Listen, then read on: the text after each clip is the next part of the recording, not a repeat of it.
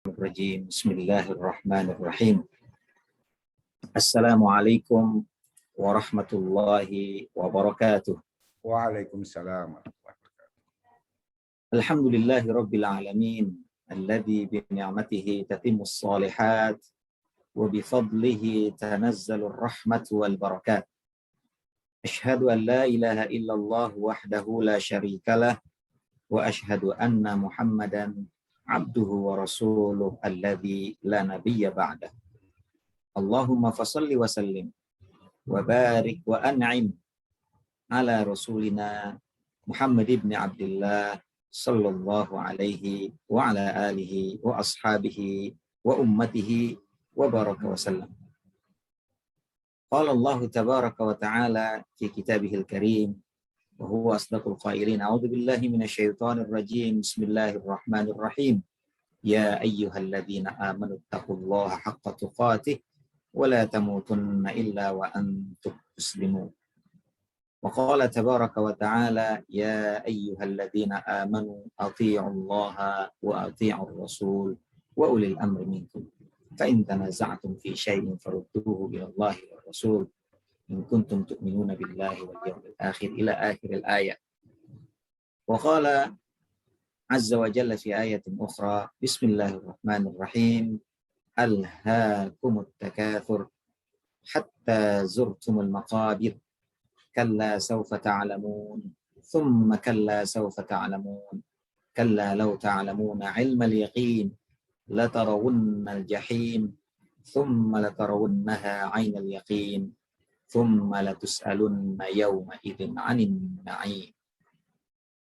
صدق الله العظيم وصدق رسوله الكريم ونحن على ذلك من الشاهدين الشاكرين والحمد لله رب العالمين. Kepada yang kita hormati, kita cintai, Ketua DKM ya, Masjid Al-Fauzin, Pak Gun ya, Pak Gunardi. Terus sekali. Ahlan wa sahlan wa marhaban.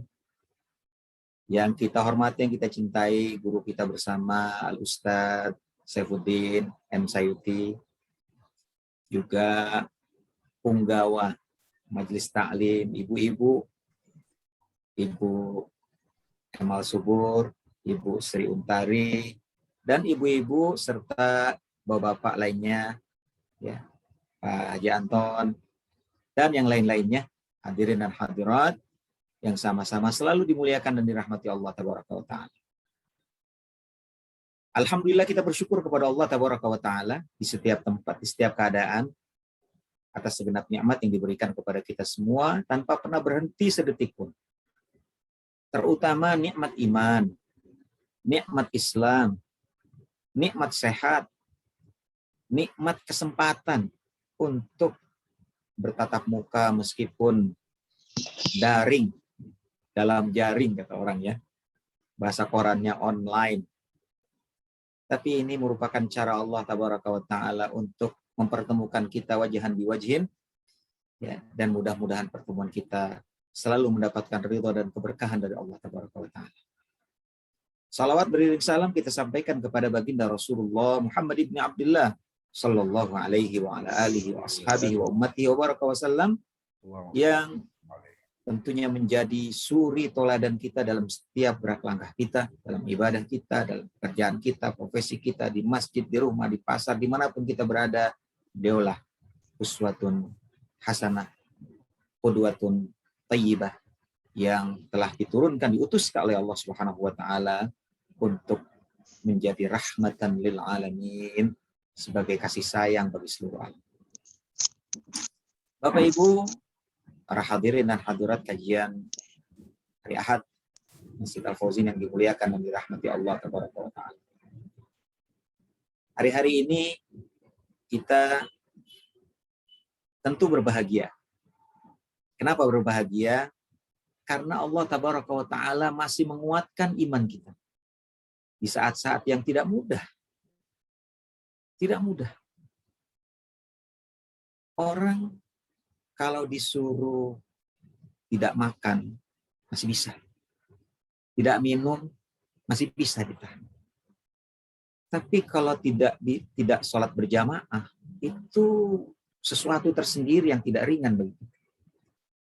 Tetapi karena pandemi yang diharapkan kita menerapkan protokol kesehatan, maka konsekuensinya salah satunya adalah itu tadi. Ya, sehingga Bapak Ibu hadirin hadirat semua menyaksikan sendiri bagaimana kita sholat di rumah, bahkan sholat Id pun di rumah. Ini satu hal yang luar biasa. Kita bersyukur kepada Allah Subhanahu wa taala karena ini merupakan skenario Allah Subhanahu wa taala. Bukan siapapun. Oleh karena itu, kita semua selalu mengokohkan syukur kita kepada Allah Tabaraka wa taala karena setiap keputusan Allah kepada kita tidak pernah membawa keburukan. Dia pasti membawa kebaikan. Inilah yang disampaikan oleh Baginda Sallallahu Alaihi Wasallam beberapa abad yang lalu, ketika beliau kagum kepada kita umatnya orang-orang beriman. Kata Baginda Sallallahu Alaihi Wasallam, "Ajaban li amril mu'min, inna amrahu kullahu lahu khair, wa laysa dzalika illa lil mu'min. In asabathu sarra syakara, fakana khairan lahu, wa in asabathu dharra sabara, fakana khairan lah." Terjemahannya, sungguh mengagumkan. Orang-orang yang beriman itu mengagumkan, kata Nabi SAW. Inna amrohu, di mana mengagumkannya? Karena seluruh urusannya, kullahu lahu khair. Seluruh urusannya, seluruh keadaannya, baik bagi dia. Dia nggak pernah menganggap kehidupannya itu buruk. Apa yang dia alaminya itu buruk. Semuanya baik bagi dia. Walaysa dzalika illa lil mu'min, dan hal itu tidak mungkin terjadi kecuali hanya pada diri orang beriman kepada Allah Subhanahu wa taala. In asabathu sarra, satu keadaan dia mendapatkan keberuntungan, kenikmatan, kesenangan, kebaikan, syakara, dia bersyukur kepada Allah Subhanahu wa taala. Alhamdulillah. Wa in fakana khairan lahu, dan syukurnya itu baik bagi dia. Wa in asabathu dharra, sebaliknya, dalam keadaan yang lain, dia mendapati sesuatu yang tidak menyenangkan, menyedihkan, mengkhawatirkan, membuat dia menangis, membuat dia agak sedikit kesulitan. Sabar, disikapi dengan bersabar karena Allah Subhanahu wa taala. Fakana khairan lahu, dan sabarnya itu juga baik bagi dia. Jadi inilah kekaguman Baginda Sallallahu Alaihi Wasallam kepada kita, karena semua ketetapan Allah kepada kita baik. Kita tidak bisa menyangka ya, orang bisa kerja dari rumah. Gimana itu dulu, mungkin tidak terbayang ya. Sholat Id di rumah. Bapaknya yang nggak biasa khutbah jadi khutbah walaupun baca gitu kan. Dan ini sebuah kebaikan. Belum lagi kebaikan-kebaikan yang lain. Kita saling peduli kepada tetangga kita, kepada sesama kita. Lebih serius lagi dalam memberikan pertolongan dan bantuan kepada mereka yang sulit. Dan masih banyak lagi kebaikan-kebaikan di balik pandemi ini. Alhamdulillah, kita bersyukur kepada Allah Subhanahu wa taala. Nah, bagian daripada syukur kita kepada Allah Subhanahu wa taala, anggapan baik kita kepada Allah Subhanahu wa taala dalam setiap keadaan, kita terus meningkatkan ketaatan kita kepada Allah, mendekatkan diri kita kepada Allah dalam beribadah, beramal soleh, berbuat baik kepada setiap orang tanpa pilih-pilih. Karena itu merupakan bagian dari taat kita kepada Allah Subhanahu wa taala. Kita sholat, kita tahu dan yakin sholat itu taat kita kepada Allah. Kita puasa Ramadan, taat kepada Allah. Kita zikir, berdoa, wirid, taat kepada Allah. Infak, sedekah, haji, umrah, taat kepada Allah. Tapi kita juga yakin bahwa kepedulian kita kepada sesama, ketidakacuhan kita kepada orang-orang yang membutuhkan, itu juga bagian dari ketaatan kita kepada Allah Subhanahu wa taala. Ada ganjaran kebaikan yang akan diberikan Allah Subhanahu wa taala, bahkan mungkin dilipat gandakan, berlipat-lipat oleh Allah Subhanahu wa taala yang akan diberikan kepada kita. Karena itu dicatat sebagai nilai ketaatan kepada Allah Subhanahu wa taala. Sehingga kita mungkin merasakan betul bagaimana kita sekarang ini, 2 tahun kebelakangan ini, semangat ya. Semangat dalam mencari tahu orang-orang yang mendapatkan kesulitan, yang sakit, orang-orang yang tidak mendapatkan oksigen, orang-orang yang kesulitan ini, kesulitan itu. Kita semangat. Dan semangatnya tidak pernah dibuat-buat. Itu muncul dari hati yang paling dalam, ketulusan yang paling luar biasa. Dan ini mungkin kita rasakan, baru kali ini kita merasakan seperti itu. Nah, inilah bentuk ketaatan kita kepada Allah Subhanahu wa taala. Nah, tema kita adalah mentaati Allah Tabaraka wa taala di antara kuantitas dan kualitas. Tadi dalam mukaddimah kajian kita sudah kita bacakan firman Allah Tabaraka wa taala dalam surat An-Nisa, ya ayyuhalladzina amanu athi'ullaha wa athi'ur rasul wa ulil amri minkum fa in tanaza'tum, dan ila akhiril ayat. Wahai orang-orang yang beriman, taatlah kalian kepada Allah, taatlah kalian kepada Rasul, taatlah kalian kepada ulil amri, dan seterusnya ila akhiril ayat. Ayat ini memerintahkan kita untuk selalu menjaga ketaatan kita kepada Allah dengan semaksimal-semaksimalnya, sebaik-baiknya, setulus-tulusnya. Ketaatan kita yang tidak pernah kita belah bagi kepada siapapun. Ketaatan yang tulus, ketaatan yang paripurna di sisi kekurangan kita.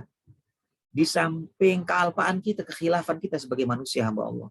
Kita berusaha untuk terus mentaati Allah, mentaati Rasul, mentaati ulil amri, dan seterusnya. Nah, dalam upaya kita untuk mentaati Allah, mentaati Rasul, dan seterusnya tadi, kita berupaya untuk sedikit demi sedikit meningkatkan ketaatan kita kepada Allah. Iya dong, kalau kita ingin berbuat baik, kan kita ingin menaikkan kadar, kuantitas, dan kualitas nilai kebaikan kita. Itu wajar, manusia seperti itu. Sebagaimana kita terhadap kebendaan, terhadap materi, kalau sudah mendapatkan kenikmatan terhadap pembendaan tersebut, kita ingin berusaha meningkatkannya sedikit demi sedikit. Wajar manusiawi.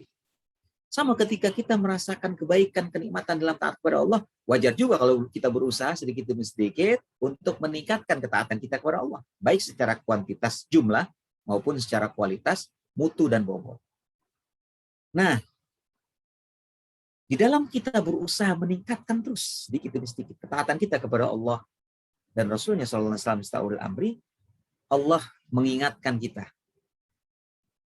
Allah memberikan kita guidelines supaya kita tidak lengah, supaya kita tidak ceroboh. Guideline Allah Subhanahu wa taala dimaktubkan di dalam Al-Qur'anul Karim, surah At-Takatsur. Ya, kalau dalam bahasa kita surat Al-Hakumut. Insya Allah sudah sama-sama kita hafal ya. Ya. A'udzubillahi minasyaitonir rajim. Bismillahirrahmanirrahim. Alhaakumut takatsur hatta zurtumul maqabir, ila akhiril ayat, ila akhir surah.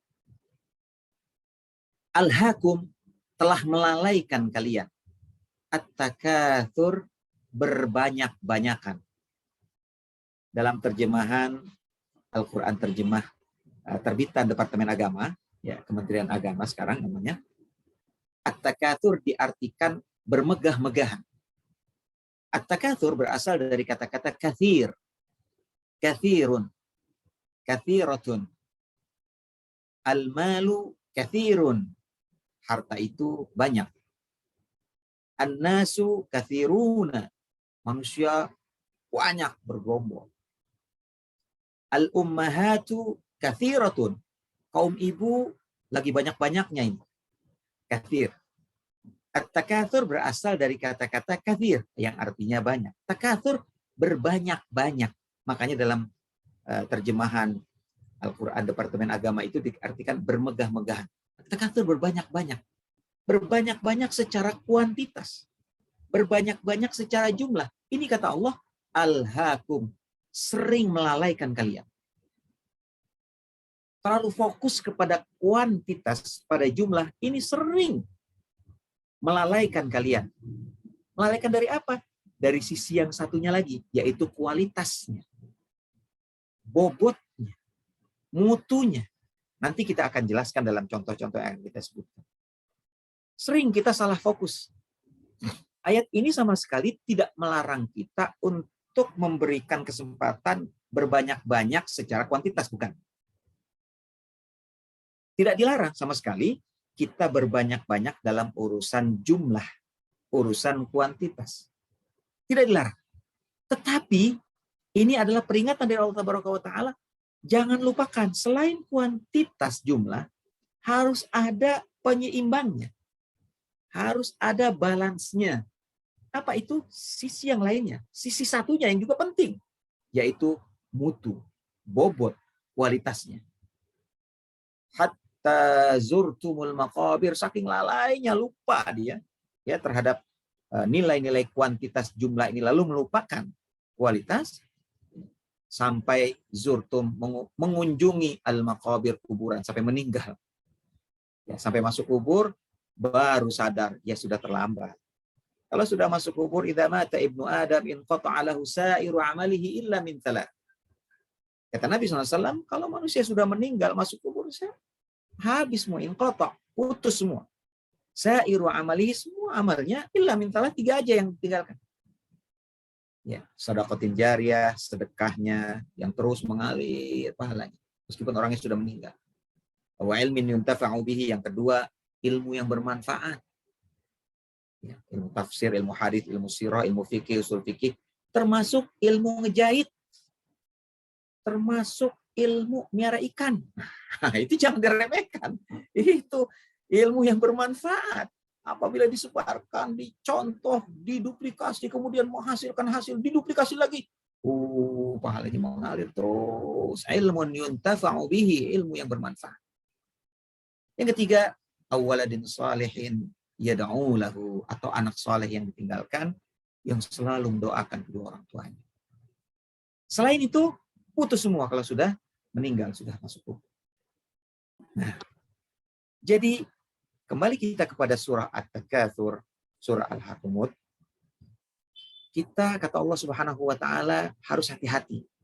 Jangan sampai sesuatu yang dibolehkan asalnya, yaitu memperbanyak sesuatu secara kuantitas, jangan sampai melalaikan kualitas atau mutunya.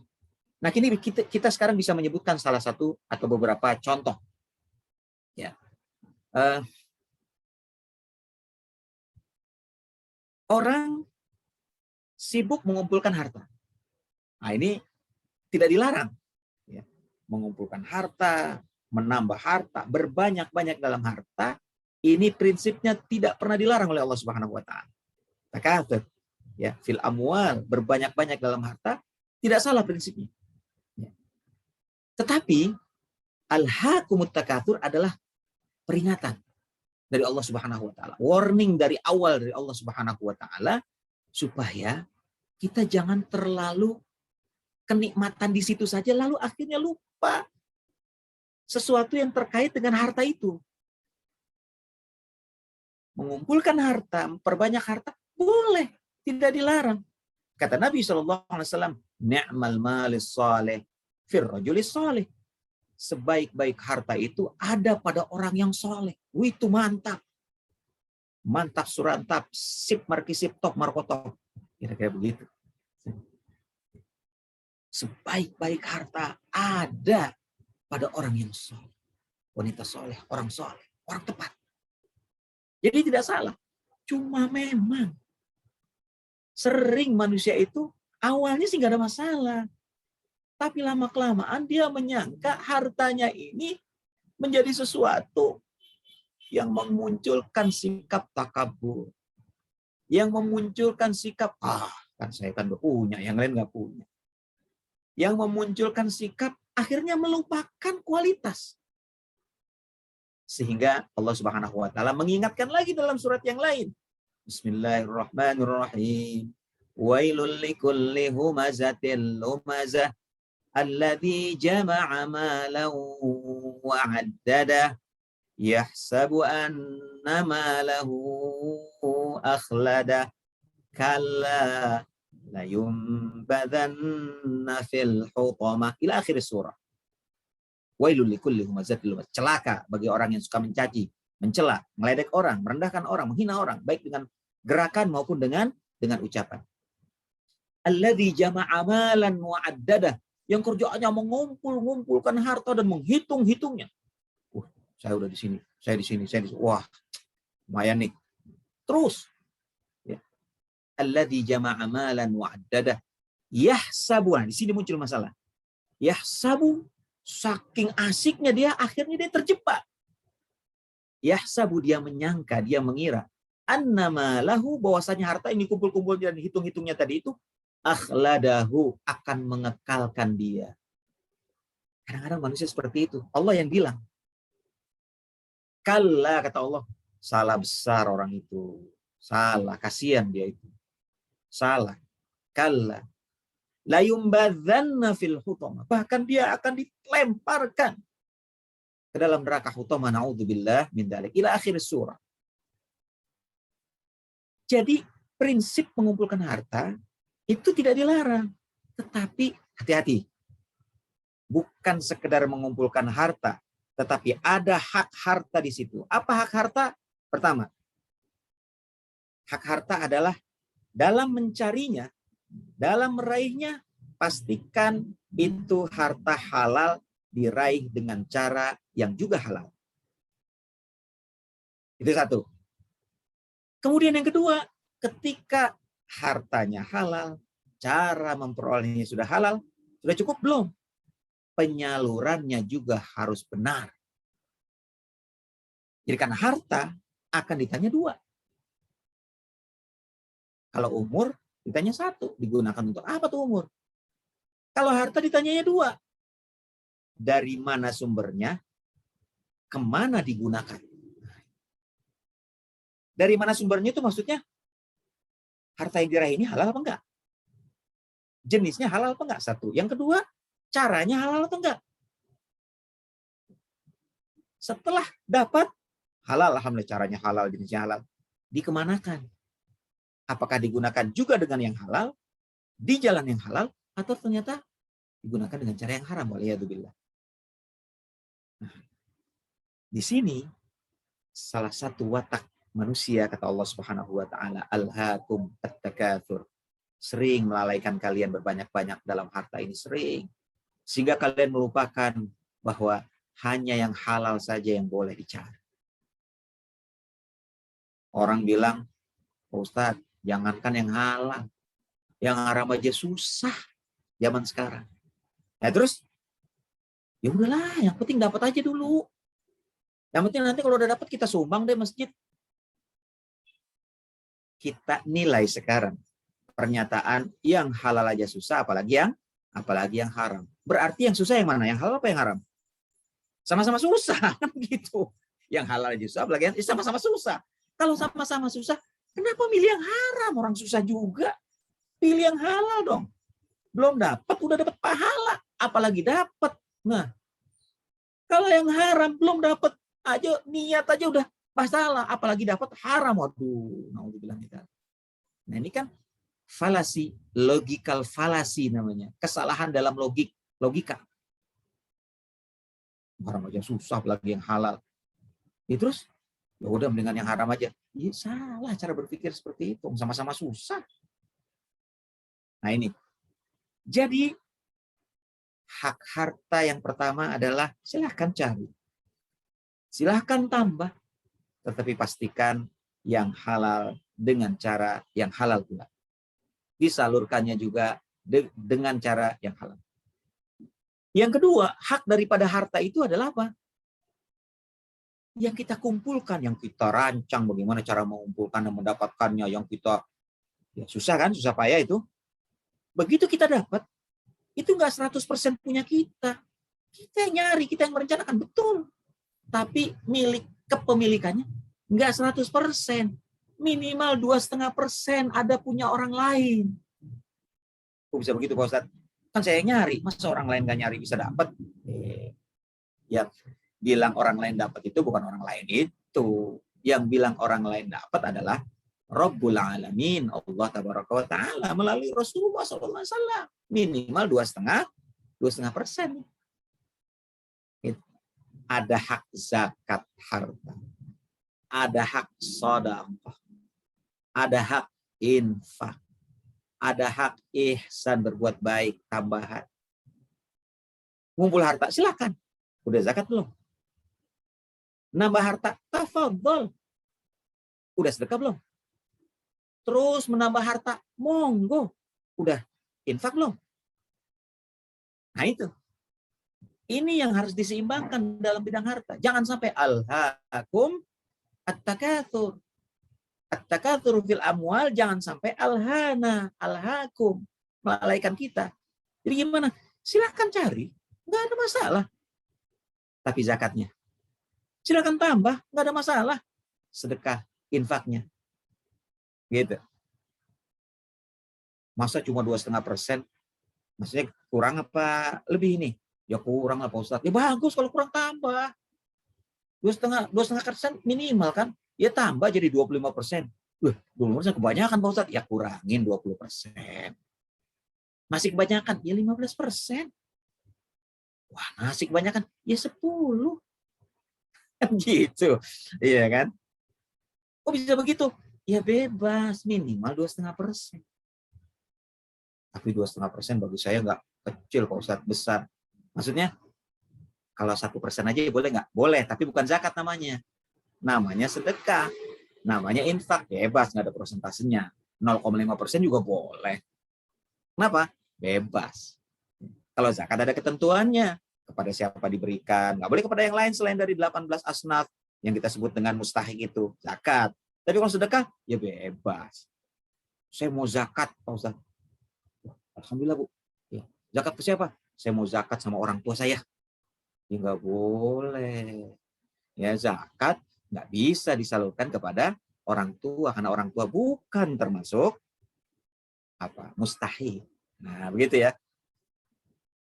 Pada orang tua itu kewajiban kita, ya. Tapi supaya ini Pak Ustadz, supaya sekaligus zakat sekaligus ya nggak bisa begitu. Zakat ada lagi peruntukannya. Orang tua ya di luar zakat, kewajiban kita semua ya untuk ya membiayai kebutuhannya, keperluannya dan seterusnya. Nah, bahkan dinilai belum apa-apa kita ya memberikan apa yang kita berikan untuk orang tua itu nggak ada apa-apanya istilahnya. Tapi itu harus dilakukan dan tidak boleh zakat pada orang tua. Nah, ini tentang alhaakumut takatsur fil amwal. Ya, orang banyak dilalaikan dalam urusan harta. Kemudian apa lagi? Keturunan dan anak-anak. Alhamdulillah. Silakan, ya kan? Mau punya anak banyak, mau punya anak sedang, punya anak kata orang Tanjung Priok ngegeriok. Silakan aja begitu. Ya. Bahkan dulu tuh, wallahualam ini benar apa enggak gitu ya? Setuju atau tidak ya? Tapi saya pernah mendengar ini, ya orang-orang tua dulu ngomong banyak anak banyak rezeki. Wah itu tahu benar atau enggak itu? Gitu. Silahkan, ya kan? Tetapi itu kuantitas.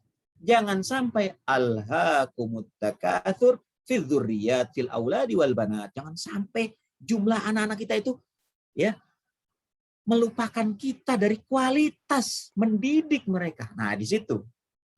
Ya. Banyak anak, banyak rezeki. Bagus kalau banyak rezeki, banyak anak. Cuma pendidikannya bagaimana? Anak-anak kita itu harus dididik. Kewajiban siapa?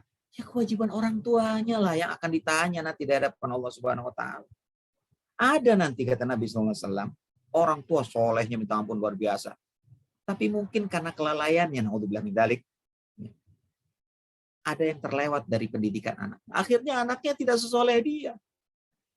Begitu nanti di yaumil hisab sudah selesai, dia sudah tinggal disuruh berangkat ke surga, ditahan dulu, tunggu dulu. Kenapa kan udah selesai, nggak ada masalah saya. Tunggu dulu, ini ada yang protes nih. Siapa? Anakmu. Anak saya kenapa protes? Akhirnya dia protes. Kenapa? Saya dihukum oleh Allah Subhanahu wa taala karena saya berbuat sesuatu yang dilarang oleh Allah Subhanahu wa taala. Kenapa, Nak? Karena saya nggak diajarin sama orang tua saya. Orang tua saya bisa aja dia begitu, tapi dia nggak mengajarkan nilai itu kepada sehingga saya berbuat seperti ini, nggak murka ya Allah. Diprotes. Nah, tunggu dulu. Kamu ada urusan ini, kenapa kamu tidak didik? Nah, Alhaakumut takatsur, sering melalaikanmu berbanyak-banyak dalam keturunan. Lupa kita, lalai kita bahwa kita harus mendidik anak-anak kita. Kualitas banyaknya anak kita harus diimbangi dengan pendidikan yang benar.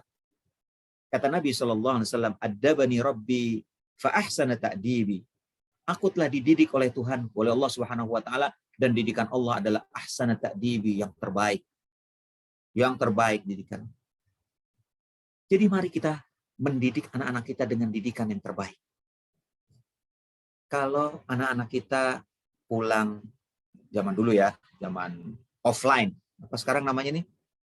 PTM ya, PTM, pertemuan apa namanya itu? PTM, pertemuan Pembelajaran tatap muka, Ustaz. iya itu dia, Masya Allah lupa saya. Pembelajaran tatap muka, itu ya kan? Zaman dulu, sekarang kan masih belum ya. Kalau di Jakarta baru 2 hari, ya baru 2 hari. Kalau di Depok nggak tahu nih, di Depok baru berapa PTM-nya, udah mulai atau belum? Zaman dulu, ya. Anak-anak kita pulang sekolah, yang ditanya dulu apa? Nah, kamu udah makan belum?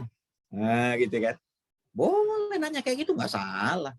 Tapi pernah nggak kita nanya, nah, kamu udah sholat belum?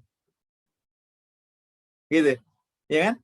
Anak-anak kita pulang, ada yang jam 2, ada yang habis asar kadang-kadang. Ya begitu kan? Udah sholat belum kamu? Pernah nggak kita nanya seperti itu? Kamu udah baca Quran belum? Kamu sudah doa belum? Pernah nggak kita nanya seperti itu? Iya kan? Ini walaupun sepertinya ringan sepertinya, tetapi ini pendidikan yang akan membekas dalam dada, dalam benak pikiran anak-anak kita. Ternyata papa mama saya bukan hanya urusan makan dengannya, urusan sholat juga ditanya. Makanya saya harus membahagiakan orang tua saya. Kalau saya ditanya sudah makan, saya jawab iya, ya dia bahagia, saya senang. Tapi masa saya ditanya udah sholat belum, saya belum, kan dia sedih. Nah, saya harus jaga sholat. Harapan seperti itu. Diingatkan sejak dini. Tapi kan anak-anak saya masih kecil Pak Ustadz. Masih kecil gimana? Ya kan sholat kan wajibnya bagi orang mukallaf, bagi yang sudah balik. Kan masih kecil. Betul, masih kecil. Tapi ini yang disebut dengan alhaakumut takatsur. Bisa masuk dalam kelalaian kita karena kita nganggap kecil aja, nanti kalau dari sini baru disuruh sholat. Akhirnya begitu dia dewasa, dari kecil nggak disuruh sholat, sulit, nggak mudah. Menyuruh dia sholat, udah dewasa. Waktu kecil nggak disuruh, itu nggak semudah kita membalikkan telapak tangan. Jadi kita suruh dia waktu kecil, walaupun dia belum wajib secara hukum syar'inya, belum mukallaf, supaya membiasakan tarbiyatan lahu aulaha, sebagai pendidikan bagi dia. Kenapa? Karena jumlah anak harus dibarengi dengan pendidikan yang pas, supaya kita tidak termasuk alhaakumut takatsur. Itu sholat. Didik dia cara berbahasa yang baik. Bicara dengan siapa, nak? Bahkan kalau perlu nih, ya kalau menurut saya, cara menghormati orang yang lebih tuaan dari dia dengan baik. Orang kita, orang Indonesia, cara menghormati dengan cara apa? Salim. Nah, itu istilahnya kan. Salaman, salim. Gimana caranya? Cium tangannya. Ini orang Indonesia loh. Ya, kita juga ngomong orang Arab lain lagi caranya. Kita di Indonesia nih, ya, cara menghormatinya adalah salim. Bahasa kita itu ya, salim cium tangan. Cium tangan yang benar, ajarkan. Ini bagian dari tarbiyah kita juga. Kecil sih kayaknya. Nggak gitu juga nggak dosa. Ya mungkin nggak dosa. Tapi kita ingin memberikan pendidikan yang berharga kepada dia sejak kecil. Salaman, cium tangan yang benar. Cium tangan tuh cium tuh gini. Bukan ke sini. Nih, sini. Sini. Oh ini gimana? Sini gimana nyampir ke samping ke sini gitu. Cium tangan yang benar. Diajarkan. Luar biasa itu kalau saya mendapati orang-orang tua yang perhatian dalam masalah seperti ini. Kalau dalam masalah cium tangan saja dia sudah perhatian sama anaknya, insya Allah masalah sholat, masalah yang lain tuh lebih perhatian lagi, insya Allah seperti itu. Harapannya seperti itu. Nah, jangan sampai kita alhaakumut. Anak sudah ada, orang lain pengen anak belum Dapat. Ini sudah ada. Alhamdulillah. Mari kita lanjutkan, kita didik anak-anak kita. Aduh, saya nggak sabaran, Pak Ustadz. Anak saya bader banget. Ya Allah. Ya namanya anak ya kayak begitu, jangan muncul lah kata-kata bader. Jangan, ntar dia bader beneran. Kenapa? Ucapan orang tua itu doa. Doa. Jangan sampai kita mengucapkan yang tidak baik, itu doa. Ini pendidikan kita untuk anak-anak kita. Saya ingin bercerita di sini. Wallah alam saya pernah cerita di Al-Fauzin atau belum ya. Salah seorang imam Al-Masjidil Haram, namanya Syekh Abdurrahman As-Sudais. Hafizahullah. Tahu kan ya Bapak Ibu ya? Syekh Abdurrahman, Syekh Sudais. Ya gitu kan, terkenal itu tilawahnya ya. Yang melengking, gitu kan, enak itu suaranya. Itu waktu kecilnya diceritakan. Waktu kecilnya diceritakan sama ibunya. Ini Sudais ini, wah luar biasa. Ya. Tapi lihat bagaimana cara ibunya mendidik. Satu hari Sudais kecil lagi main-main. Ibunya sama bapaknya siap-siap menerima tamu. Makanan sudah dihidangkan di ruang tamu. Oh, orang Arab kalau udah menghidangkan luar biasa, Bu. Ya, makanannya itu luar biasa. Ya, itu disediakan. Sudais kecil lagi main-main pasir di luar. Begitu orang tuanya meleng, nggak ada dia masuk, dia bawa pasir. Ya namanya anak-anak ya. Anak-anak itu kadang-kadang imajinasinya di luar imajinasi orang tua ya. Ya. Dia bawa pasir, dia lihat, wah ini makanan kalau dikasih pasir enak nih. Ini pikir gitu. Akhirnya dikasih pasir sama dia. Dikasih pasir makanan untuk tamu itu. Ibunya lagi di belakang. Begitu ibunya, Allah Akbar, ngapain kamu? Gitu. Hei Sudais, kabur Sudais gitu kan. Kabur Sudais. Hei Sudais, kau sini kamu, jangan kabur kamu. Wah, dasar kamu ya, mudah-mudahan kamu jadi imam Masjidil Haram. Itu lagi marah ibunya kayak gitu tuh. Disumpahin sama ibunya Sudais. Bahasa kitanya disumpahin. Sumpahinnya apa? Mudah-mudahan kamu jadi imam Masjidil Haram. Alhamdulillah dikabulkan sama ibunya. Alhamdulillah.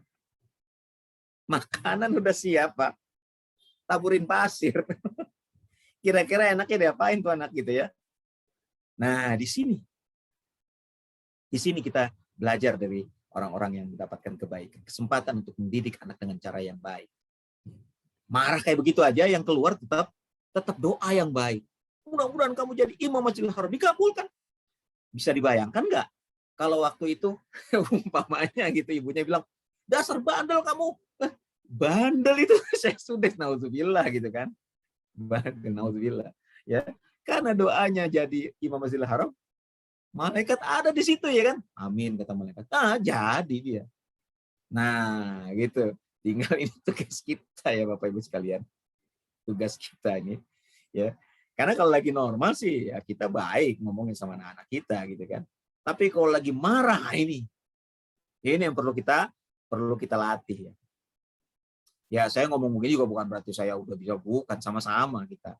Ya saya mengajak diri saya, keluarga saya, dan semua kaum muslimin dan muslimat termasuk peserta kajian ini untuk ya sama-sama belajar lah. Ya bagaimana meskipun kita lagi lagi sneun gitu, lagi marah gitu, tapi tetap kontrol. Jangan sampai keluar kata-kata yang tidak baik. Karena itu doa. Alhaakumut takatsur. Sering melalaikanmu berbanyak-banyak dalam urusan keturunan. Lupa pendidikan Islam untuk anak-anak kita. Sisa berapa menit lagi nih? Ya, 4 menit atau 5 menit lagi. Apalagi orang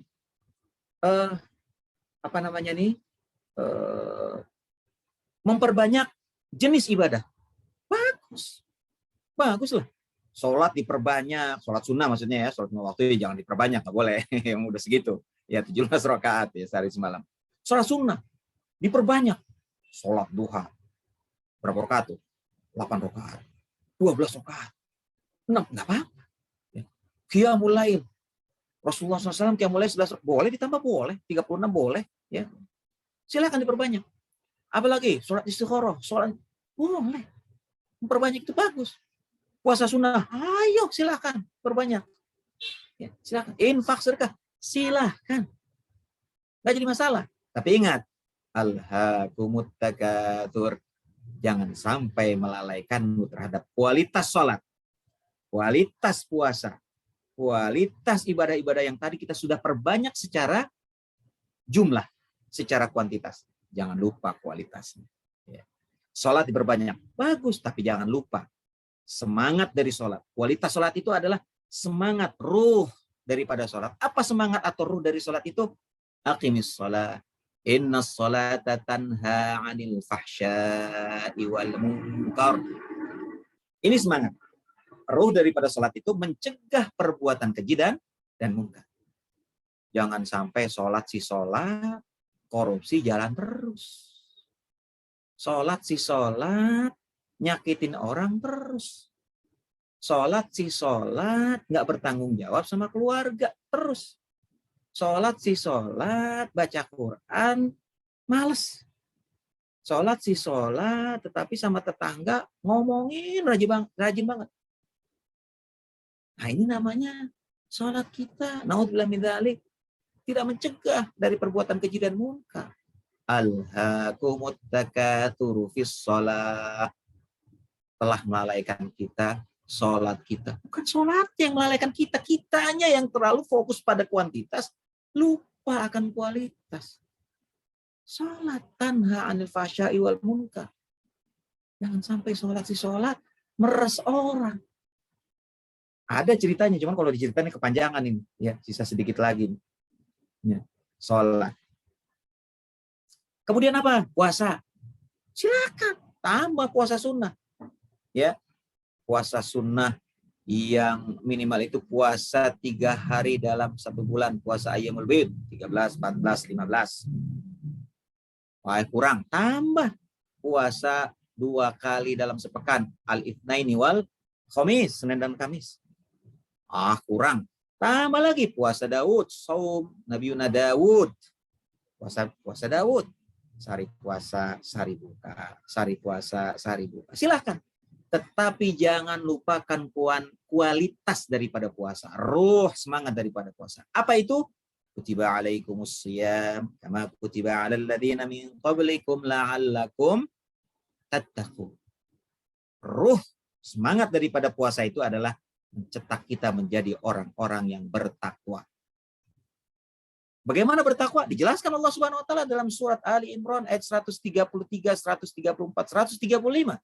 Wasari'u ila maghfiratin mir rabbikum wa jannatin 'arduhas samawati wal ardh u'iddat lil muttaqin. Bersegeralah kalian kepada ampunan Allah, bersegeralah kalian kepada surga Allah yang luasnya seluas langit-langit dan bumi yang disediakan Allah bagi orang-orang yang bertakwa. Siapa mereka? Alladzina yunfiquna fis sarra'i wad dharra. Yang pertama, orang-orang yang selalu berinfak, membelanjakan hartanya di jalan Allah Subhanahu wa taala baik dalam keadaan sempit maupun dalam keadaan lapang. Inilah orang bertakwa.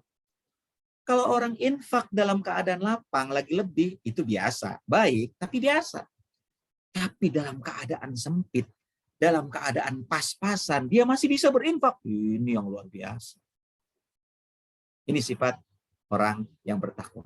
Yang kedua, wal kadhiminal ghaidh, yang menahan hawa nafsu marahnya. Manusia lagi marah, maunya sih langsung dilampiaskan kemarahan. Jangan. Ya, orang bertakwa berusaha menahan kemarahannya. Jangan sampai kemarahannya menimbulkan kemarahan Allah. Jangan sampai ketika dia melampiaskan kemurkaannya, justru kemurkaannya itu menghadirkan kemurkaan Allah kepadanya. Naudzubillah. Orang marah, lepas kendali, akhirnya anggota ragunan keluar semua itu. Marah, nggak terkontrol, anggota ragunan. Lah, apa salahnya anggota ragunan keluar semua? Marah nggak terkontrol, tangan jalan, kaki jalan, piring pecah. Astagfirullahaladzim. Kata Nabi SAW, la taghdab falakal jannah. Jangan engkau marah, engkau dapat surga. Bukan kita nggak boleh marah. Marah itu bagian dari sifat manusia. Manusia itu pernah marah dan bisa marah. Tetapi yang dimaksud jangan marah, kontrol kemarahan kita. Wal kadhiminal ghaidh. Sifat orang bertakwa adalah mengontrol. Marahnya kontrol. Jangan sampai marah kita menimbulkan kemarahan Allah. Jangan sampai kemurkaan kita menimbulkan kemurkaan Allah Subhanahu wa taala. Dua. Yang ketiga, wal 'afina 'anin nas. Memaafkan orang. Ini orang bertakwa sifatnya seperti orang yang berpuasa. Bagus nambah.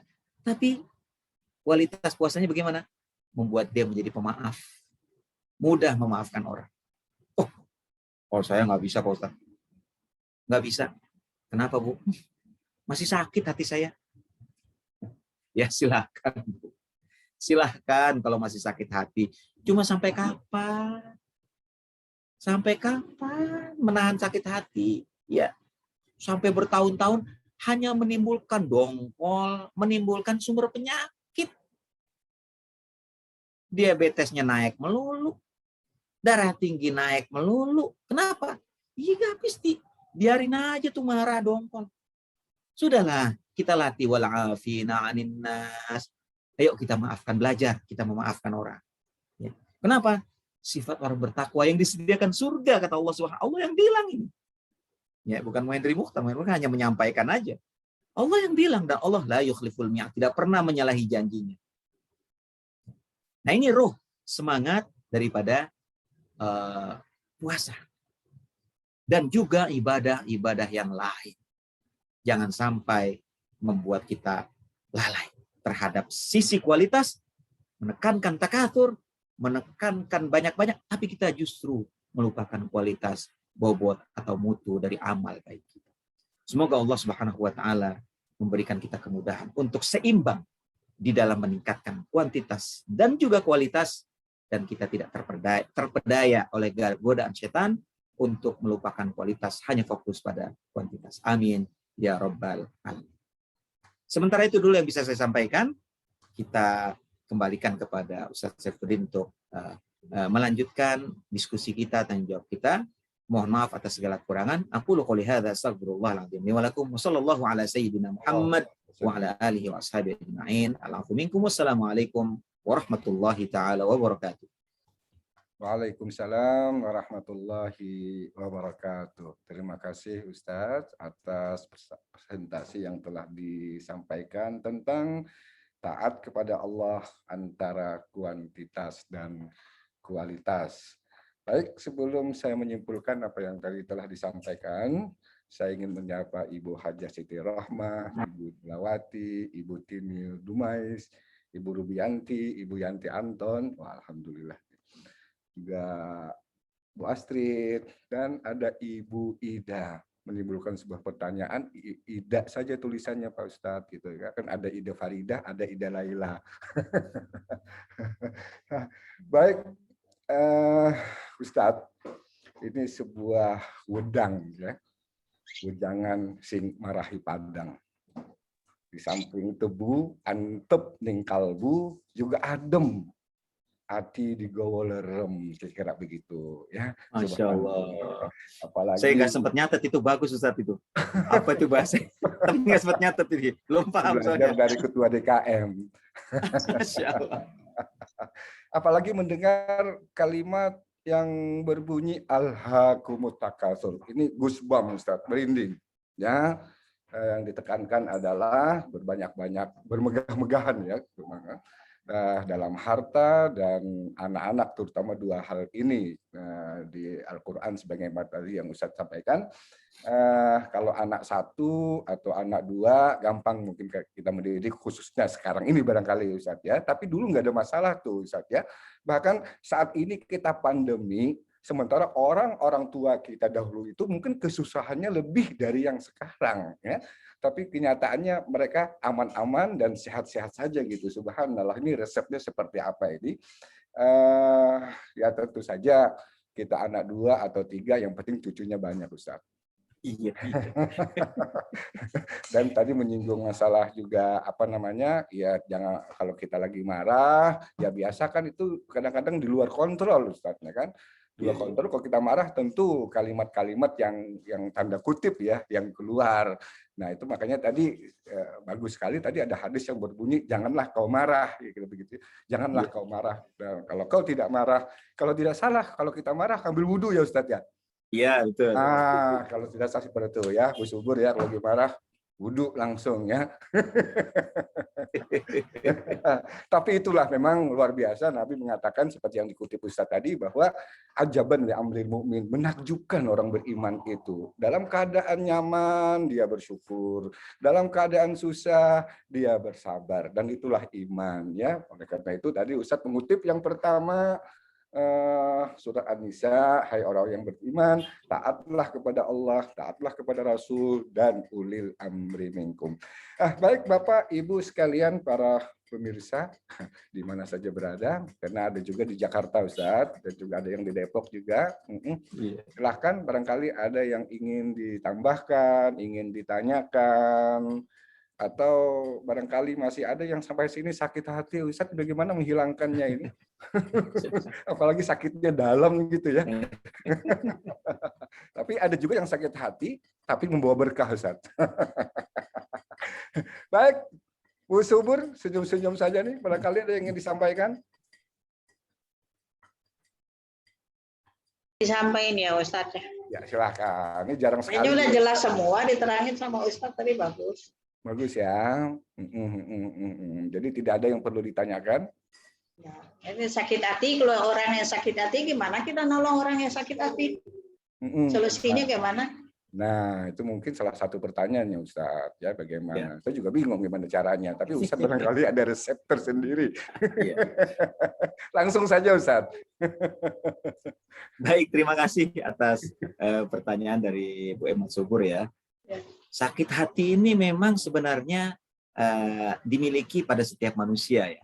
Manusia itu punya hati diberikan oleh Allah Subhanahu wa taala ya, dan hati itu disebut qalb ya.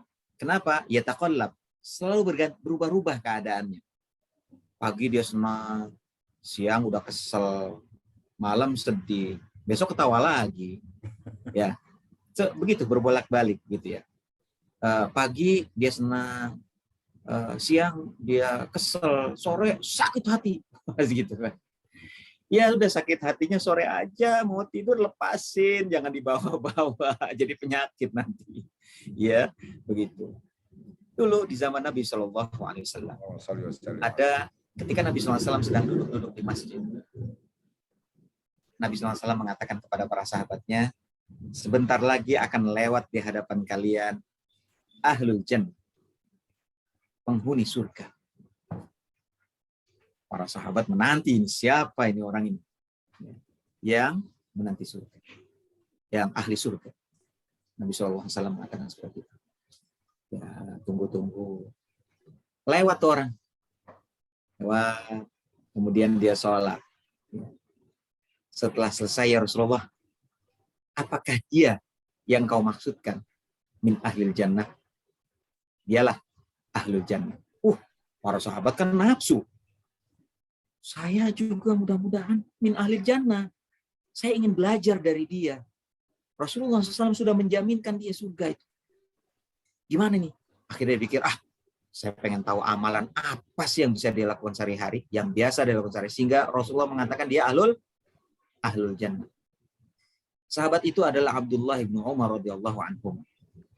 Sehingga Abdullah bin Umar berencana untuk bertamu ke rumah orang tersebut. Akhirnya dia datangi. Wahai saudara, bolehkah saya bertamu ke rumah Anda? Oh boleh, silakan. Silakan Ibnu Umar, silakan. Akhirnya dia bertamu. Ya, maksudnya apa? Ingin menelisik apa sih amalan dia ini? Pasti dong, ada amalan yang membuat Allah ridho, lalu memasukkan dia ke dalam surga. Jaminan dari Rasulullah SAW. Akhirnya dia menginap. Malam pertama dia lihat sholatnya biasa aja. Qiyamul Lail, yang lain juga Qiyamul Lail biasa. Baca Quran biasa. Berbuat baik biasa. Nggak ada yang istimewa, biasa aja. Oh mungkin hari kedua, kali ini baru hari pertama. Hari kedua, sama aja, nggak ada bedanya itu orang. Sama aja. Biasa aja, nggak. Apa nih ya? Mungkin saya kurang teliti kali, mungkin besok lah. Ada hari ketiga ini. Hari ketiga dilihat, lebih teliti lagi. Nggak ada. Akhirnya dia mengatakan, Ini sudah 3 hari nih. Jatah bertamu cuma 3 hari. Iya kan? Jatah bertamu cuma 3 hari. Ya, tentu nggak mungkin diusir lah, ya kan Ibnu Umar. Tapi kan ya tamu tahu diri lah, gitu kan? 3 hari. Ini udah 3 hari saya harus pergi nih kan, kata Ibnu Umar. Ini saya harus tahu nih apa ini, saya belum lihat sendiri. Akhirnya dia terus terang. Wahai sahabatku, sebenarnya aku ingin mendapatkan sesuatu dalam nginep di rumahmu 3 hari ini. Oh, apa itu? Katakan saja, wahai Ibnu Umar, katakan saja kepadaku.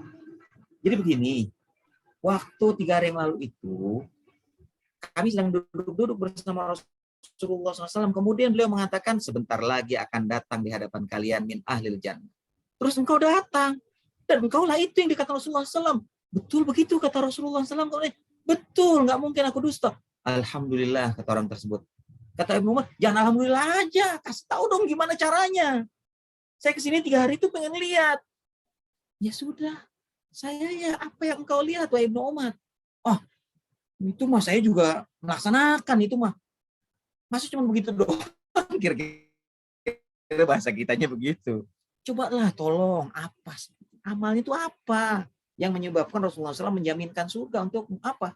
Bingung dia. Apa ya? Udah. Masak, menghormati tamu, udah. Zikir apa? Udah, kayaknya enggak ada. Tolonglah. Pikir-pikir lagi apa kira-kira? Ya Allah, apa sih, untuk apa aku menyembunyikan? Ini bahasa kita aja kira-kira begitu. Ya, aku nggak ada lagi, aku cuma seperti itu. Tolong. Mungkin yang ringan-ringan, yang apa gitu, yang mungkin nggak perlu disampaikan, tapi sampaikan aja mungkin lah, walaupun kecil apa. Apa ya? Aku nggak pernah sih. Paling beginilah, paling lah, itu amalan ringan lah. Paling begini, aku biasa. Kalau aktivitas keluar, kemudian balik lagi ke rumah, dan menjelang tidur, aku ingat-ingat. Tadi siapa yang membuat aku kesal? Tadi siapa yang membuat aku marah? Si fulan ini segala macam. Ya Allah, aku maafkan dia. Ya Allah, maafkanlah dia. Aku maafin kesalahannya. Aku hilangkan kekesalanku kepada dia kemarin. Ya Allah, jadikanlah tidurku pulas. Amin. Dah, paling itulah, itu ringan-ringan aja. Kata Ibnu Umar, itu justru yang menyebabkan Rasulullah SAW mengatakan anta mina ahlil jannah. Begitu. Jadi di sini memang kita perlu belajar untuk menurunkan voltase marah kita. Ketika marah, marah. Namanya manusia marah, kesal namanya manusia. Ya, tapi seiring dengan berjalannya waktu, mari sama-sama kita latih hati kita. Kita manage hati kita. Karena Allah. Bukan karena siapapun. Karena Allah. Karena hidup kita dijamin oleh Allah Subhanahu wa taala. Kita diberikan janji surga oleh Allah Subhanahu wa taala dengan iman kita. Maka kita jalan hidup kita juga karena Allah. Maka karena Engkau ya Allah, tolong berikan kemampuan kepadaku untuk membuka pintu maaf untuk dia ya Allah. Karena Engkau afina 'anin nas, Engkau pemaaf ya Allah. Innaka afuun ya Allah. Afu nama Allah min asma'il husna. Asma'illahil husna. Engkau Maha Pengampun, Ghafur, Maha Pengampun, Maha Pemberi maaf, Afuun, Maha Pemberi maaf ya Allah. Tolong ya Allah, bukakan hati hamba yang penuh kelemahan, yang penuh kesalahan ini. Ya Allah, hanya Engkau yang bisa membuka ya Allah. Kita minta kepada Allah supaya hati kita ini dilembutkan oleh Allah Subhanahu wa taala. Mudah bagi Allah. Nggak ada yang sulit bagi Allah. Yang sulit itu kita. Nah, kita minta kepada Allah Subhanahu wa taala supaya Allah yang maha segala sesuatu bisa melembutkan hati kita. Bisa meringankan kekesalan kita kepada si fulan, kepada si fulana yang tadi pagi udah begini segala macam. Ya Allah, tolong ya Allah. Iya, saya kesal ya. Tapi jangan sampai kekesalan ini terus aku bawa sampai tidurku ya Allah. Tolong hamba ya Allah. Nah, begitu. Kita mohon kepada Allah Subhanahu wa taala supaya kita bisa mengkondisikan hati kita sehingga menjadi wal afina. Wallahu a'lam bishawab.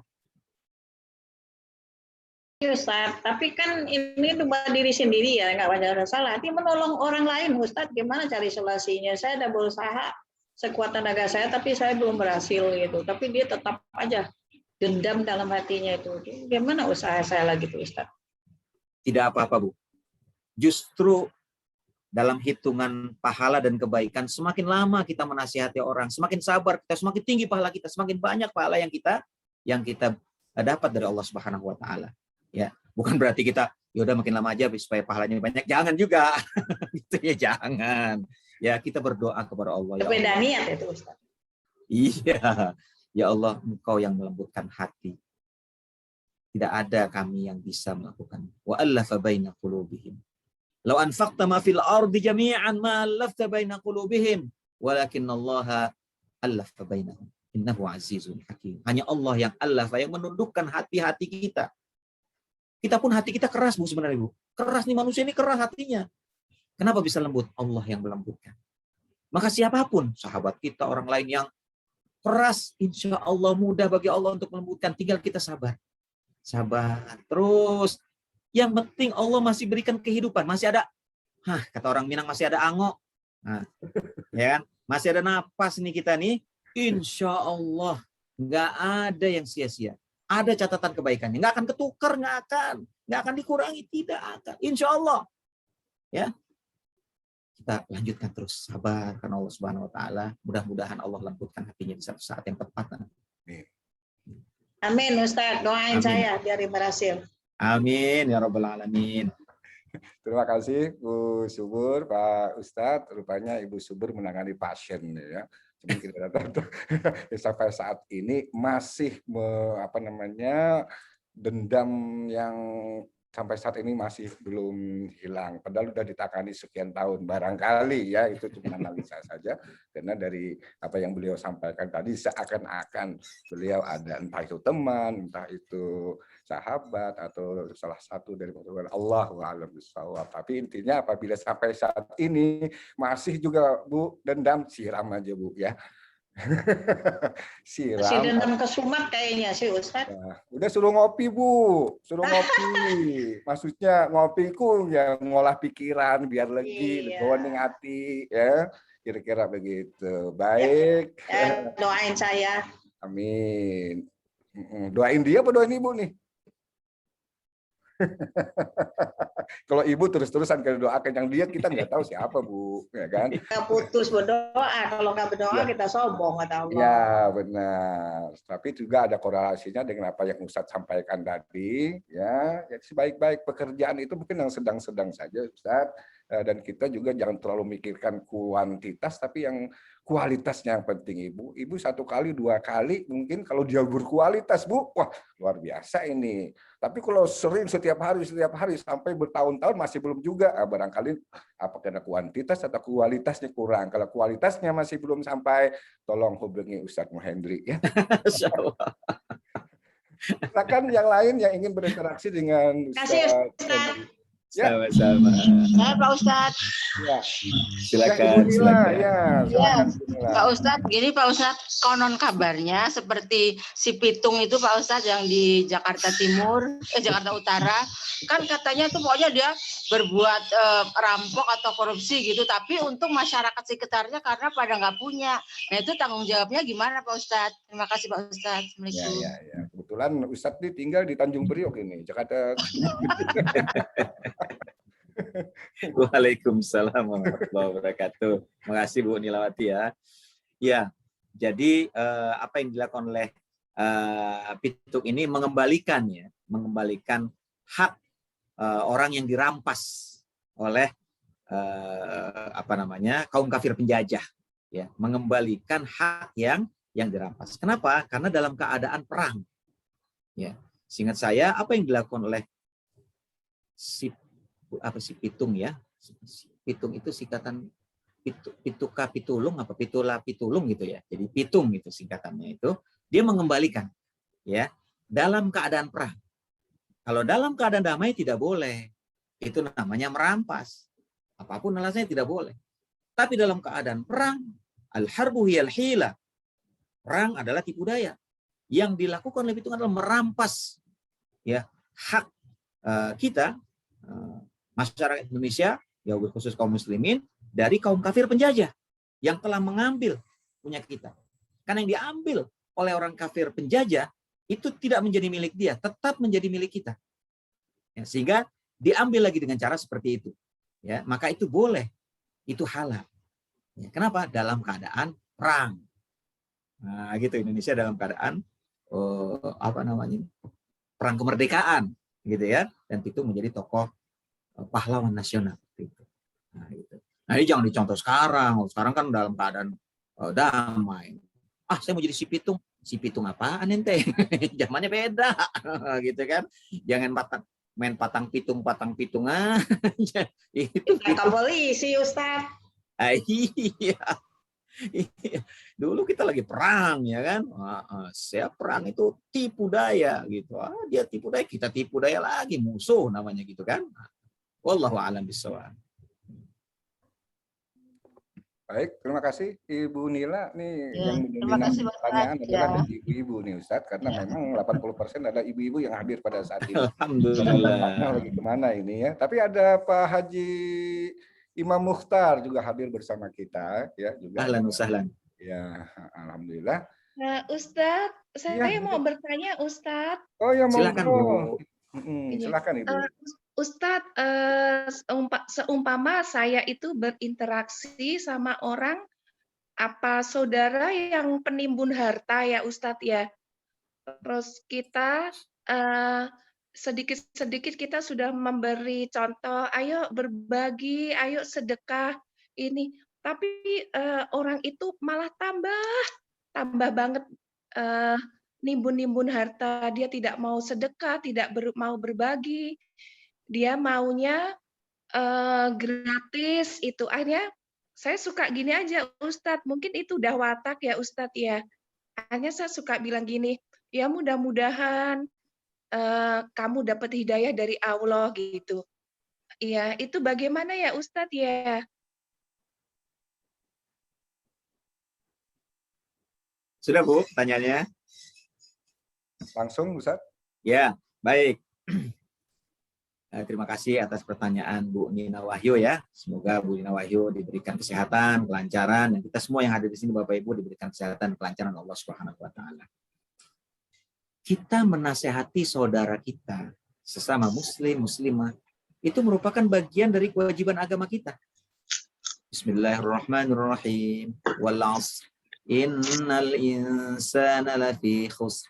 إلا الذين آمنوا وعملوا الصالحات وتواصوا بالحق وتواصوا بالصبر. Walas demi masa, demi waktu. Innal insana lafi khusr, sungguhnya manusia itu dalam keadaan rugi.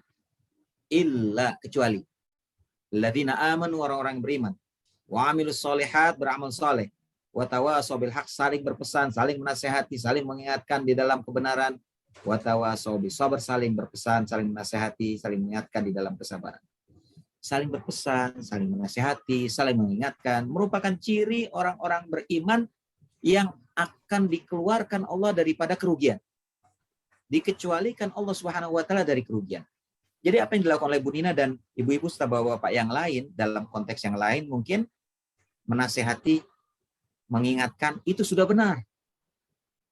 Tapi yang dinasehati bandel, yang dinasehati apa itu namanya itu keras kepala, nggak mau berubah, itu di luar kemampuan kita. Ya. Ittaqullaha mastata'tum, bertakwalah kepada Allah sebatas maksimal yang kita mampu. La yukallifullahu nafsan illa wus'aha, karena Allah tidak pernah membebani kita, menyuruh kita sesuatu yang di luar batas kemampuan kita. Jadi kewajiban kita hanya menasehati. Setelah dia nasihati makin engkar, makin menjadi-jadi, itu urusan dia dengan Allah Subhanahu wa taala. Kita terus mendoakannya, kita terus mengajaknya dengan cara-cara yang baik, dengan kualitas ajakan yang semakin baik kepada dia, ya. Jangan kita tambah kesel juga, jangan, ya. Sudah, ini ada pahalanya. Itu yang kita ingat, ya. Karena Allah tidak pernah membebani kita dengan hasil. Kamu nasihati dia harus berhasil. Dia mengikuti nasihatmu. Kalau enggak, kamu dosa. Enggak begitu. Ya. Allah tidak pernah memerintahkan kita untuk melakukan sesuatu lalu harus dapat hasilnya. Enggak. Ya, hasil urusan Allah Subhanahu wa taala. Tetapi kita fakul ya'malu, maka bekerjalah engkau, berusahalah engkau. Itu yang penting. Ya, kita terus berusaha, Bu Nina terus berusaha, ibu-ibu dan bapak yang lain terus berusaha terus. Yang penting kita masih hidup, orang tersebut masih hidup, masih ada kemungkinan, masih jangan pernah berputus asa. Jangan pernah berprasangka buruk, karena Allah punya rahasia. Allah punya cara yang luar biasa, yang kita sendiri belum tahu. Sekarang, ya, nanti kita akan tahu, cepat atau lambat. Allah punya cara, dan cara Allah yang terbaik daripada cara kita. Allah juga punya harapan Allah terbaik daripada kita. Kita kan berharap nih, ya dia mau mengikuti kita, nggak jadi pelit lagi, nggak jadi numpuk-numpuk harta lagi. Itu kan kata kita. Kata Allah Subhanahu Wa Taala, ya kamu sabar dulu, nanti ada gitu. Ya terus nasihati supaya kamu dapat pahalanya dan segala macam. Kita lakukan terus. Ya sambil sabar. Ya tawasobil haq, tawasobil sabr. Kalau masih ada waktu, saya ingin cerita bagaimana mudahnya Allah mengganti satu keadaan kepada keadaan yang 180 derajat berbeda. Masih ada waktu nggak nih kira-kira Ustaz Saifuddin? Saya cerita. Masih ada waktu ya? Masih ada Ya. 10 menit kita nanti ya. Jadi, baterai saya hampir habis, sebentar saya cas dulu sebentar. Bismillah. Ya. Jadi, saya punya seorang teman. Teman atau rekan, usianya jauh lebih tua dari saya, sudah pensiunan sekitar 10-15 tahun yang lalu, ya sudah cukup berumur. Tapi saya menilai dia sebagai pribadi yang luar biasa, ya, punya pengalaman spiritual yang sangat luar biasa. Salah satunya diceritakan kepada saya dan saya akan sharing di sini. Satu ketika dia bilang, dia kerja di Hotel Hilton, sekarang namanya Hotel Sultan di Semanggi. Departemen of Purchasing. Ya. Kemudian dia bilang, sebentar lagi kita akan lebaran ini, jadi kita akan list apa yang perlu kita beli, bahan kue, apa segala macam, baju baru, anaknya dan segala macam. Ya, nunggu biaya dari THR dari kantornya Hotel Hilton. Begitu dia ke kantor dan sudah dibagikan, ya waktu itu beberapa tahun yang lalu itu dia cerita, ya pembagiannya masih cash. Kemudian dapatlah dipegang itu uang, ya kemudian dia pulang ke rumahnya dari kantor pakai sepeda motor.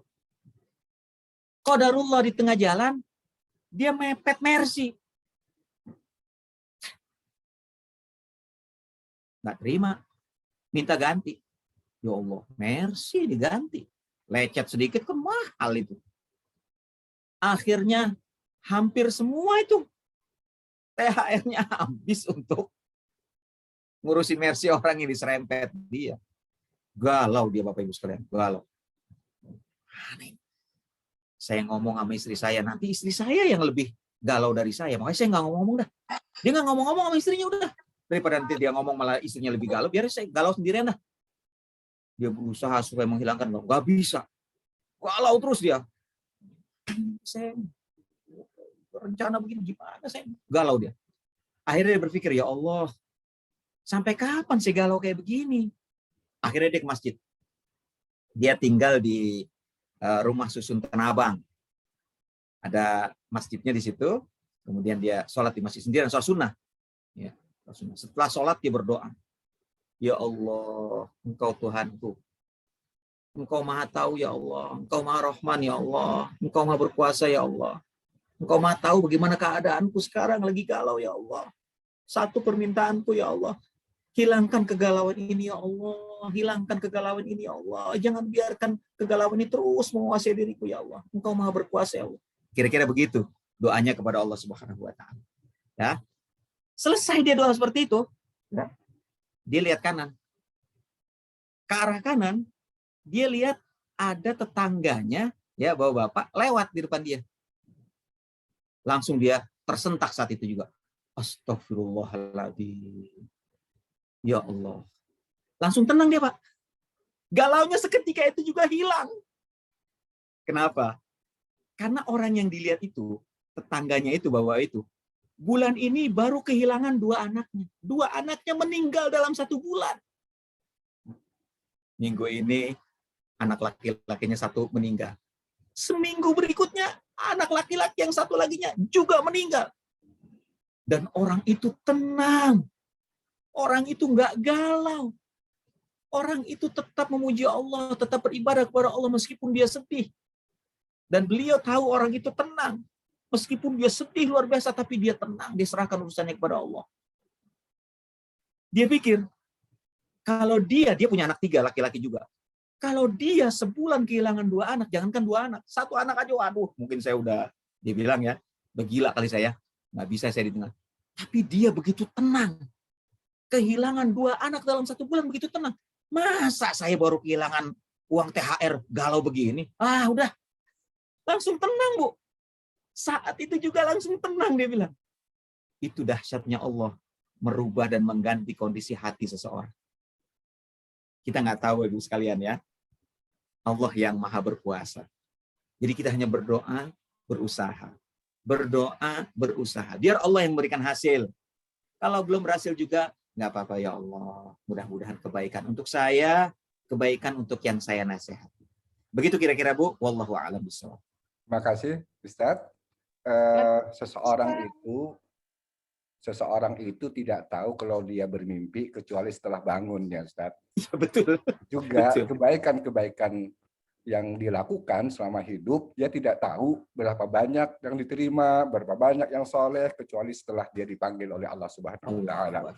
Oleh karena itu, Bu Nina, Bu Subur, terus ya menyampaikan yang terbaik, apa yang bisa disampaikan, karena sebaik-baik manusia adalah yang bermanfaat bagi orang lain, kan begitu, Ustaz? Betul. Nabi 13 tahun berdakwah, ya kita kadang-kadang sehari 2 hari menyampaikan sudah baper nih, Ustaz. Terima kasih Bu Nia Nasr. Wah, Bu Nia Nasr juga hadir ini bersama kita. Ini ciri-ciri husnul khatimah ini, ya. Kita pasti ujung beliau muncul. Juga ada Bu Suci, ya. Kita sucikan hati kita yang suci. Kemudian juga Bu Hartiningsih. Baik, waktu jualah yang memisahkan kita, Ustaz. Seharusnya kita pengen lama-lama, tapi karena kita 1,5 jam dikasih kesempatan Allah di dunia ini, jadi kita manfaatkan dengan sebaik-baiknya. Bapak Ketua DKM, silahkan untuk memberikan statement. Bismillahirrahmanirrahim. Assalamualaikum warahmatullahi wabarakatuh. Waalaikumsalam warahmatullahi wabarakatuh. Saya menggunakan banyak-banyak statement. Cuman saya mau mengatakan bahwa pengajian hari ini top. Kalbu ya. Iya, itu yang kita harapkan. Semoga ini semuanya itu menyentuh kepada kita semuanya yang tentunya kita diingatkan kembali, selalu diingatkan. Saya kira apa yang disampaikan oleh Ustadz tadi itu yang paling tidak pada diri saya sering kali kejebak dengan hal yang seperti itu. Matur nuwun bahwa kita diingatkan hal yang. Terima kasih. Terima kasih. Itu aja closing statement saya untuk ini. Jazakumullah khairan. Tapi padat Pak Ketua DKM, kadang-kadang kita memikirkan kuantitas tanpa kualitas, ya. Mungkin sehari satu lembar itu lebih bagus daripada kita berjus-jus, ya. 1 hari tapi 1 lembar tapi kualitas, kira-kira seperti itu. 1 hari 1 lembar tapi maknai semuanya dan menjalankan. Itu dia tadi yang berkualitas, ya. Daripada tadi juga Bu Nina menimbun, ya. Biasanya kan menimbun sembako, ini menimbun harta. Dan jangan koleksi mata uang.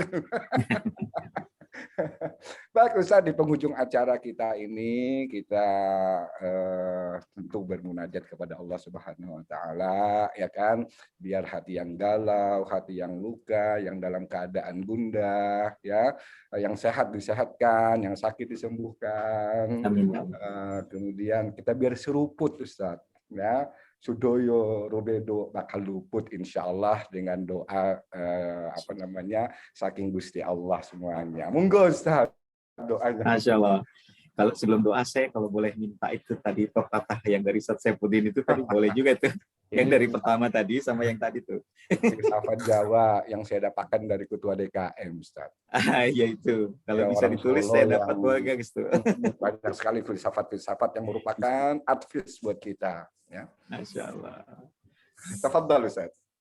Baiklah, Bapak Ibu, hamba-hamba Allah, hadirin hadirat sekalian. Kita berada di akhir acara kita, walaupun bukan paling akhir insya Allah. Kita berdoa kepada Allah Subhanahu wa Ta'ala. Setelah kita mulai ya dengan menyebut nama Allah tadi, kita akhiri juga dengan berdoa kepada Allah Subhanahu wa Ta'ala. Semoga Allah meridhai kita, semoga Allah selalu mencucurkan rahmat dan kasih sayang kepada kita, ma'unahnya, bantuan, pertolongannya kepada kita, karena tanpa bantuan Allah Subhanahu wa Ta'ala, kita ini nothing, kita ini no one, nobody, bukan siapa-siapa, tapi karena Allah Subhanahu wa Ta'ala memberikan rahmatnya kepada kita. Marilah kita awali doa kita dengan beristighfar kepada Allah Subhanahu wa Ta'ala. Astaghfirullahaladzim. Astaghfirullahaladzim. Astaghfirullahaladzim. Alladzi la ilaha illa huwal hayyul qayyum wa atubu ilaihi. A'udzubillahi minasyaitonir rajim. Bismillahirrahmanirrahim. Alhamdulillahirabbil alamin. Hamdan yuwafi ni'amahu wa yukafi mazidah. Ya Rabbana lakal hamdu wa lakal thana'u wa lakal syukru kama yanbaghi li jalali wajhikal karim wa li'azimi sultanik. Wassalatu wassalamu ala asyrafil anbiya'i wal mursalin sayyidina wa habibina Muhammadin wa ala alihi wa ashabihi ajma'in. Allahumma ighfir lana dzunubana warhamna wa liwalidina warhamhum kama rabbawna shighara. Amin. Wa li jami'il muslimina wal muslimat wal mu'minina wal mu'minat al ahya'i minhum wal amwat. Allahumma ighfir lana wa li ikhwanina alladhina sabaquna bil iman wa la taj'al fi qulubina ghillan lil ladzina amanu rabbana innaka ra'ufur rahim. Allahumma arinal haqqa haqqan warzuqna ittiba'ah wa arinal batila batilan warzuqna ijtinabah. Allahumma a'inna ala dzikrika wa syukrika wa husni ibadatik. Allahumma aslih lana dinana alladhi huwa ismatu amrina wa aslih lana dunyana allati fiha ma'ashuna wa aslih lana akhiratana allati ilaiha ma'aduna waj'alil hayata ziyadatan lana fi kulli khair waj'alil mauta rahatan lana min kulli syarr. Rabbana afrigh alaina sabra wa thabbit aqdamana wansurna 'alal qaumil kafirin wansurna 'alal qaumidh dhalimin. Allahumma ansuril Islam wal muslimin. Allahumma ansuril Islam wal muslimin. Allahumma ansuril Islam wal muslimin. Allahumma inna na'udzubika min jahdil bala wa darakis syaqa wa su'il qada wa syamatatil a'da. Allahumma inna na'udzubika minal baras wal junun wal judham wa min sayyi'il asqam wa min corona wa min sayyi'il amrad ya rabbal alamin innaka ala kulli syai'in qadir. Rabbana afrigh alaina sabra wa thabbit aqdamana wansurna 'alal qaumil kafirin. Rabbana la tuzigh qulubana ba'da idh hadaitana wa hab lana min ladunka rahmatan innaka antal wahhab. Rabbana hab lana min azwajina wa dhurriyyatina qurrata a'yun waj'alna lil muttaqina imama. Rabbana atina fid dunya hasanah wa fil akhirati hasanatan wa qina adzaban nar wa tawaffana ma'al abrar ya arhamar rahimin. Wa sallallahu ala sayyidina Muhammadin wa ala alihi wa ashabihi wa baraka wa sallam. Walhamdulillahi rabbil alamin. Amin ya rabbal alamin. Mudah-mudahan doa kita tadi diijabah oleh Gusti Allah Subhanahu wa Ta'ala, dan Sudoyo Robedo bakal luput semua godaan akan terhindar dalam kehidupan kita. Baik, atas nama kerabat kerja yang bertugas, Bapak Ketua DKM selaku penanggung jawab, Bapak Anton Cahyo Raharjo pengarah acara, Bapak Angga dan Radon selaku di meja putar pengawas Zoom, Ibu Diandra selaku admin, dan saya sendiri Saifuddin M. Sayuti selaku pembawa acara. Mengucapkan terima kasih banyak, kurang lebihnya mohon dimaafkan. Wallahul muwaffiq ila aqwamit thariq. Wassalamualaikum warahmatullahi wabarakatuh. Waalaikumsalam warahmatullahi wabarakatuh.